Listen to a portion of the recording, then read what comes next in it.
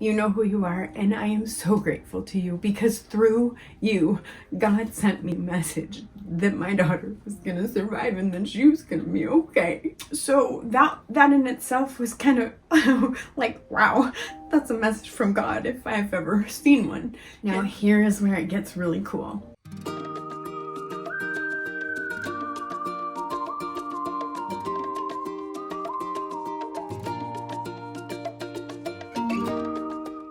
Okay, so what I have to share with you today is nothing short of a miracle. Absolutely a miracle. Let's start with, when did it happen? It happened Tuesday, November 22nd, 2 days before Thanksgiving. I had woken up that morning and we were getting a new washing machine delivered. We've had some pretty bad luck lately. We had our microwave go out, and then we had our washing machine go out. Our microwave is one of those above the range ones, so it's a little bit more on the spendy side that we had to replace. And then within days of it, we had the washing machine go out, and that was very expensive to replace as well. We were scheduled to get a delivery that morning, and it was supposed to be coming in between 9 and 1, and we had no idea when it would be coming. But so I had gotten the kids off to school like normal, got up, got everybody off to school. Steve had been working the overnight shift, and I was at home with the kids and getting everybody off to school. And a lot of times I don't check my phone. I'm not one of those people who's constantly on my phone. I try to stay off of it, because social media can sometimes suck you in, and so I try to stay away from it. And this day was no exception. So I wasn't exactly looking at my social media or my phone or texting or anything. A lot of times I'll have red bubbles on just about everything. Phone, texting, whatever. So if you do send me a message and I don't get to you right away, that's probably why, just because I try to limit my social media exposure. Anyway, so that morning it was about 9 o'clock or something like that, and the delivery guys said that they would be there shortly, and so we were waiting for the delivery. And by the time that we got everything in and moved and all of that, my husband was home, and he was getting ready to go to bed because he had worked overnight, and I quickly glanced at my phone and I saw a message from my daughter. It was a random number. It was kind of weird. The message, it was from her boyfriend, and it was saying that she had been hurt very badly and that she was in the ICU. So I panicked and got the number to the hospital that she was at in South Dakota, and I called them and got all of the details, and I gotta tell you, it was scary. Even with as strong as my faith is, and it was scary. It was very scary. All right, guys, I need you to sit back and realize that this is gonna be a long video because I've got a lot to tell you. And trust me, you're gonna wanna stay for the whole video because I've got some incredible testimony messages that I got from God all along this family emergency, so that I knew, that I wasn't panicked. At first I was, but the messages that I started getting from God let me know that everything was going to be okay. And you're going to want to hear the whole story. So please be patient and stick around for the whole story, because you are going to want to hear these messages from God. It's confirmation that God exists. He talks to us today, and he saw me through this entire ordeal. All right, so where was I? So the delivery guys had come and gone, and I looked at the message and I freaked, and then I called the hospital and I talked to what happened was my daughter, Alexandra. She goes by Xandra. That's her adult name, but to us, she's always been Allie. And I called to find out, her condition and everything like that. So, come to find out that she does wood burns, and right up there, that stitch right there, that's one of her wood burns, and she actually does these for commission. That's part of how she makes her money. So she did that project for me. And she was trying a new technique, and it's a very, very dangerous type of wood burning that she was trying to do. And her dad actually kind of helped her disconnect the she used a microwave transformer, which it gives off about 2,000 volts. And anyway, she was hooking it up to this wood burn project, and there's this kill switch, and the kill switch somehow did not get they didn't turn it off before my daughter tried to grab the wood, and she was electrocuted. She died for about 10 minutes. Thank God her boyfriend was there, and thank God that he knew how to do CPR. They're both in the tattoo industry. She's a piercer, he's a tattoo artist. And remember, you can't judge a book by its cover. So please, if anyone is, judging out there, please don't, because you never know what someone's been through. So never judge a book by its cover. Side note. But anyway, so thank God he knew how to do CPR. They require it as part of, their tattoo training, because a lot of people, either if it's a piercing or a tattoo, they can lose consciousness or, faint. So they are required to know those things. And thank God he did, because he was able to do adequate enough CPR on her that saved her life. It was a miracle. She, at the time when she grabbed the wood, she couldn't let go. So she was standing there frozen, and Jacob, thank God, he thought quick enough to take a running leap at her, and because he wasn't touching the ground, he was able to knock her off the current, and the current pulled out of the wall. He did get shocked, but not nearly as bad as she did, and they were quick enough. They had another roommate who was there at the time. He was sweeping his garage or cleaning his garage or something, but he was able to go call 911 while Jacob started CPR on my daughter. And he was able to do CPR for 10 minutes until EMS got there. And when they did arrive, this is hard. Even though it turned out okay, it's hard to talk about.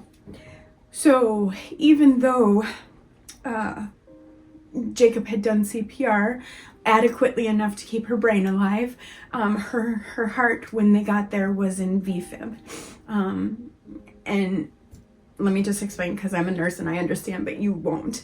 So VFib means that her heart was just quivering. Basically, the electrical shock had created a lethal arrhythmia in her heart, and her heart was just quivering when they got there. Luckily, though, that is a shockable rhythm. So had she had no pulse, no breathing, which she had no pulse, no breathing, that Jacob could detect. But when they put the monitors on there, when EMS put the monitors on, they were able to determine that she was in VFib. So they were able to shock her twice, and they got her back.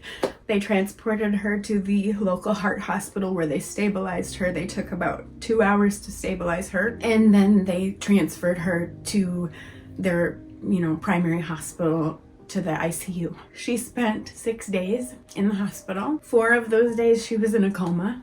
It was a chemically induced coma because during the CPR process, Jacob did CPR and Allie vomited. A lot of times if you push too hard into someone's lungs, it can inflate their abdomen and cause them to vomit. And that's what happened. So she had vomited, and he pushed through CPR, vomited all, and made it through to the point where, she was able to survive. So they transported her to the hospital, and she spent 4 days in an induced coma because she has asthma, and because she got vomit pushed into her lungs, she was having a really hard time maintaining her own oxygen status. Here's the part where, I had talked to her nurse and found out all of these things, found out that she had officially died for about 10 minutes, but that EMS was able to bring her back and revive her. Thank God Jacob was there, because had she been alone, there would have been no one there to save her. So there is a God, and angels were watching over her. I pray almost every night, as often as I can remember, to send angels over every single one of my family members, over my house, my animals. So it works, guys. Prayer is powerful. I believe that there was angels with her that night. God was watching over her, and God sent his angels to watch over her. So she doesn't. She still doesn't. She's a non-believer. I wouldn't say she's a non-believer. She believes in something else. We are Norwegian, and so she tends to lean towards, Odin and the old gods and those sorts of things. And right now I'm not pushing it. I'm just glad she's alive. And honestly, I thought maybe she met Jesus, and maybe this is her moment to be born again.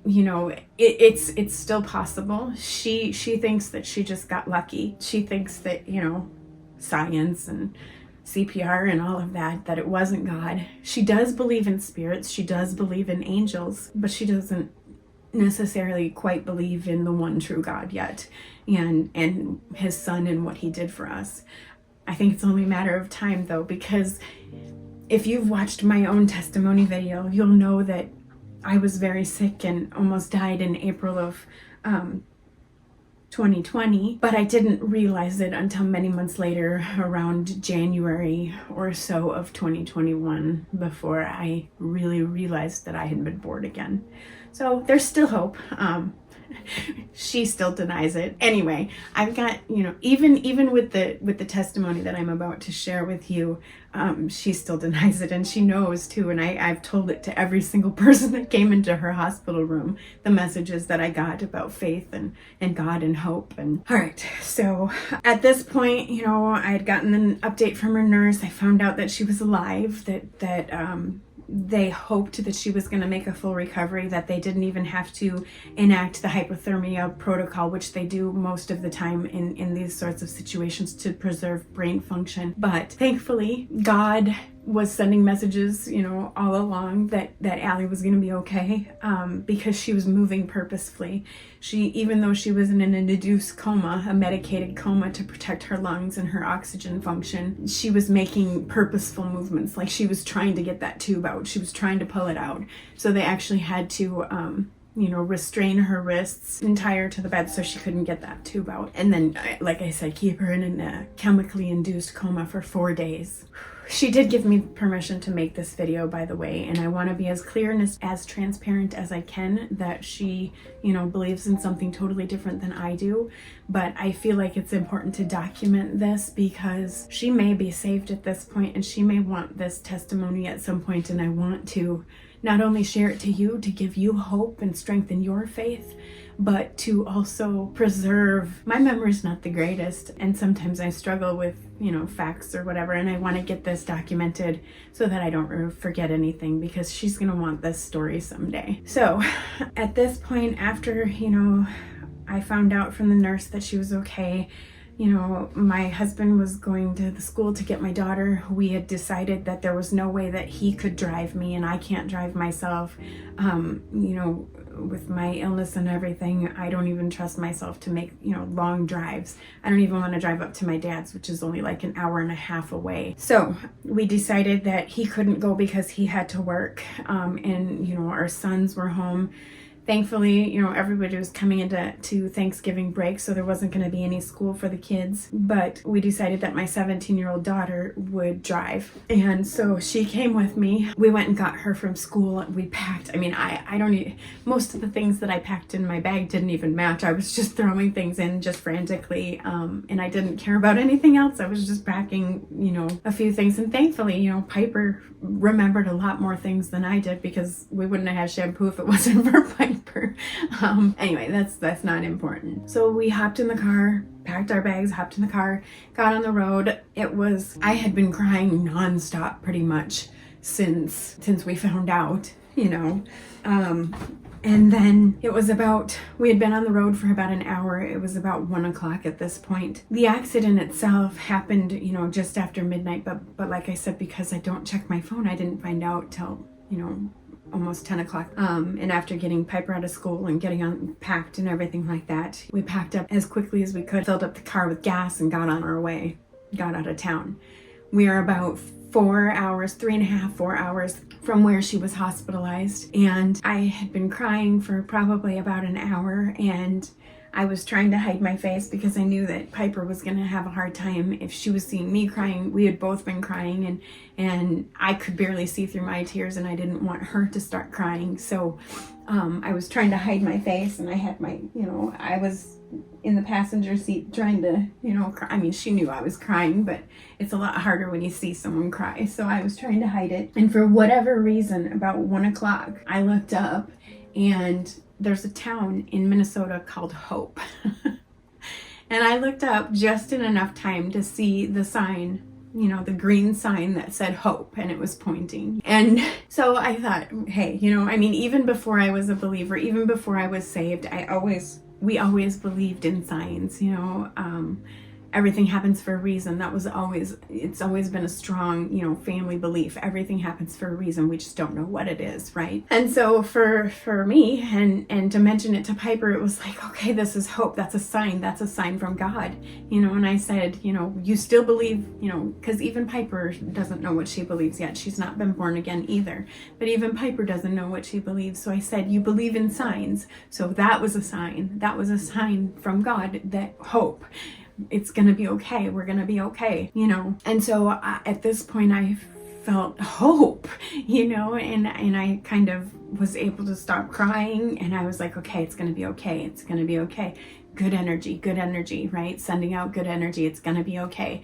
The power of your words is incredible, So if you go into a situation thinking, oh my gosh, it's gonna be the awfulest thing and it's the end of the world, it might be, but if you go into that situation like you have immense faith and immense hope that God is going to provide for you and he's going to help you through this, no matter what the outcome is, you are going to be so much better off.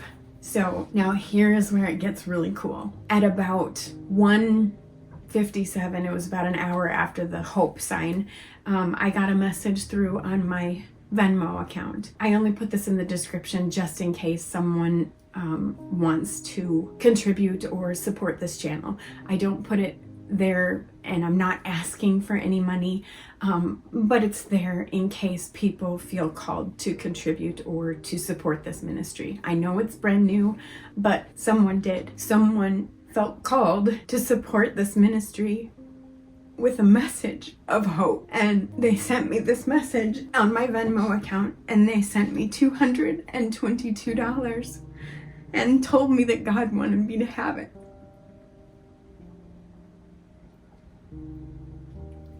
Wow, right? So that in itself was kind of like, wow, that's a message from God if I've ever seen one. And so I looked at my phone, and my clock app and my calendar app are right next to each other. So my clock said 2 o'clock and my calendar said 22. And so I was like, oh my goodness. And so I got online and I looked up, the significance of 222. At first I started with Bible verses, couldn't find anything there that specifically applied. And then I looked up, just Googled 222, and all of these things for angelic numbers popped up. And as I started to read, the primary theme behind the number 222 is hope and faith. Forgive me. So at this point, at this point, I knew that God was sending me messages that Allie was going to be okay, that he was with her, that she was saved and she was going to be okay. So I did not have any doubt at that point what the outcome was going to be. Now, that did not prepare me for what I was going to see when I got to the hospital. So we're walking down, it was a long process, and we were getting calls all along the way from social workers.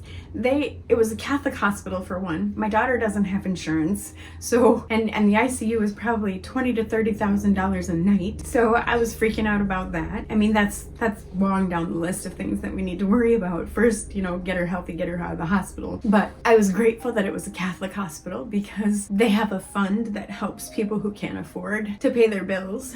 So hopefully she'll be able to qualify for that. But they also have all of these other programs that helps the families of people who are hospitalized. And, locally we have the Ronald McDonald House. They also have the Ronald McDonald House. But what they also have is a house for adult patients. So families of adult patients. So Ronald McDonald House, is a place to stay when your child is in the hospital. Well, this particular place, it's called the Welch Family Village. They provide a place to stay for people adult patients, families of adult patients.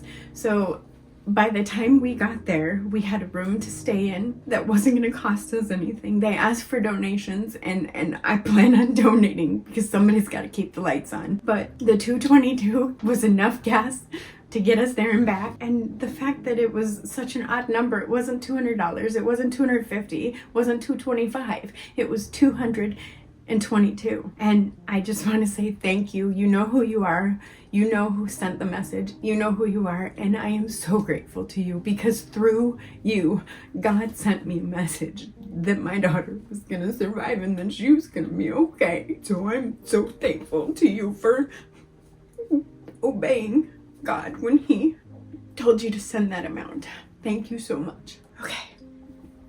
So, sorry guys. It's a hard one. Okay, so nothing could have prepared me for what I was gonna see. Even though I, as a nurse, I kind of knew what I was gonna see. I knew that she was gonna be hooked up to all kinds of tubes, all kinds of IVs, all kinds of, a breathing tube, everything. So I knew, but nothing prepares you for seeing your baby. And she's my first baby. She's 28 now. But nothing prepares you for seeing your baby lying there lifeless with a machine breathing for her. So yeah, that took my breath away. Even though I had all this faith and all this knowledge that she was gonna be okay, it was still hard. So in the next 4 days, I told everyone that I could that story, and everyone was absolutely amazed. And we had people praying for her from coast to coast, from Arizona to Georgia to everywhere. Anyway, 4 days later, she was well enough that they could take the tube out. And there was some pretty scary moments, when they were coming off of sedation and things like that. In fact, the first hour that she got off sedation, she was very confused. And so when she was first coming out of sedation, the nurse was asking her questions, and, the basic questions she was answering okay, like, are you in pain, or are you hot, are you cold? And there was other signs while she was in the coma that she was like, you could ask her if she was hot or cold and she would shake her head no, or we could ask her to wiggle her toes and she would.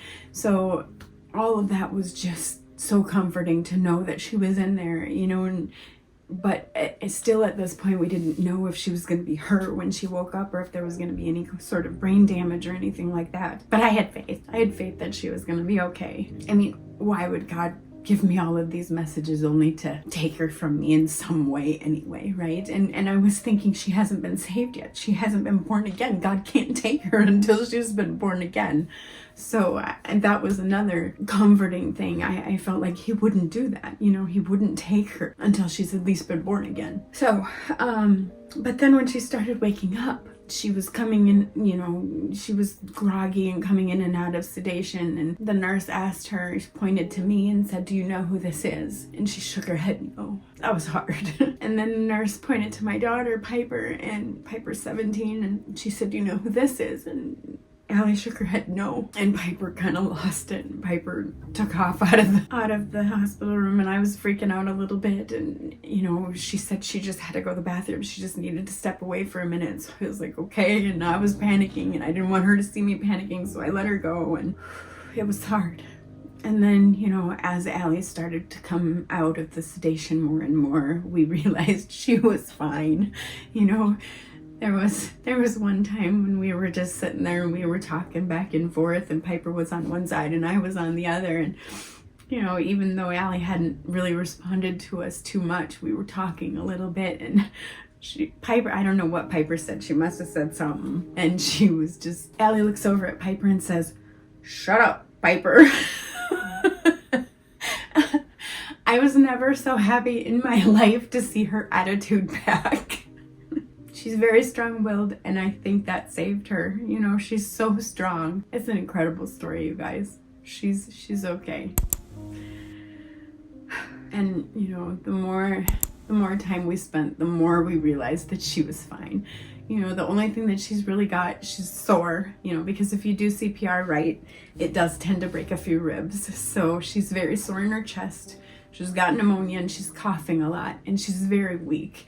The shock destroyed a lot of her muscle tone, and it did some damage, kidney wise and liver wise, but all of her her cardiac enzymes were elevated. Obviously, she had a heart attack. Her heart stopped. Well, didn't stop, but it was quivering.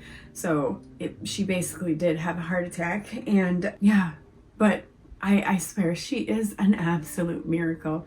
She doesn't think so. She still doesn't think so to this day. She just says she's lucky, and you know, her boyfriend, he's a hero. He is an absolute hero. I was teasing my family. I said, now I have to like him, you know. He saved her life, you know.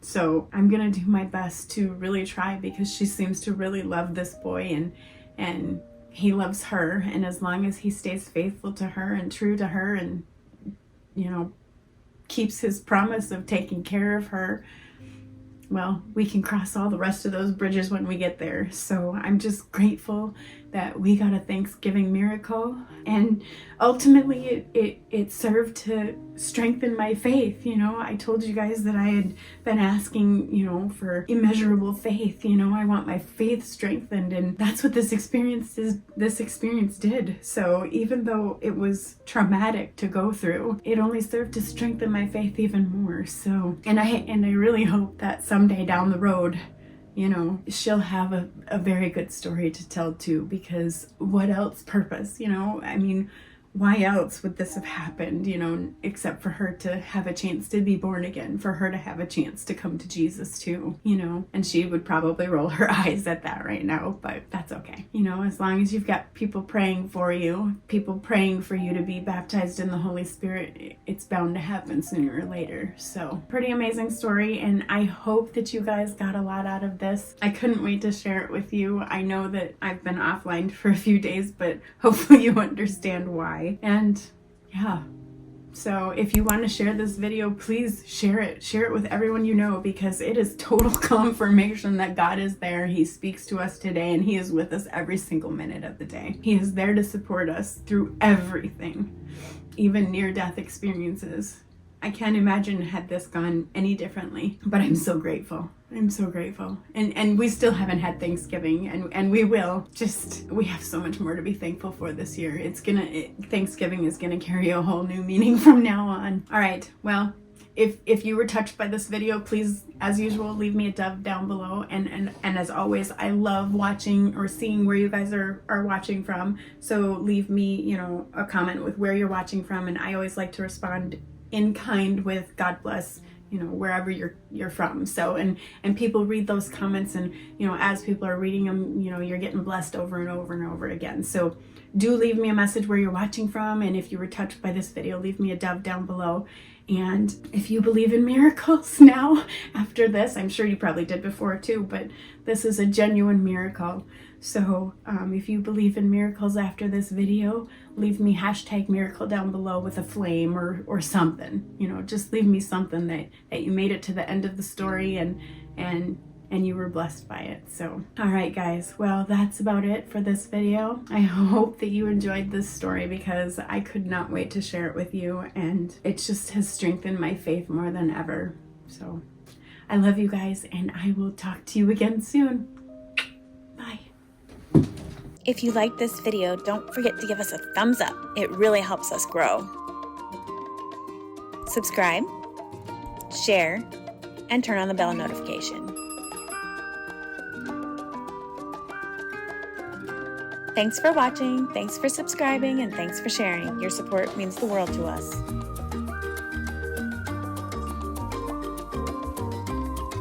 Until next time, never stop learning to grow wherever you're presently planted.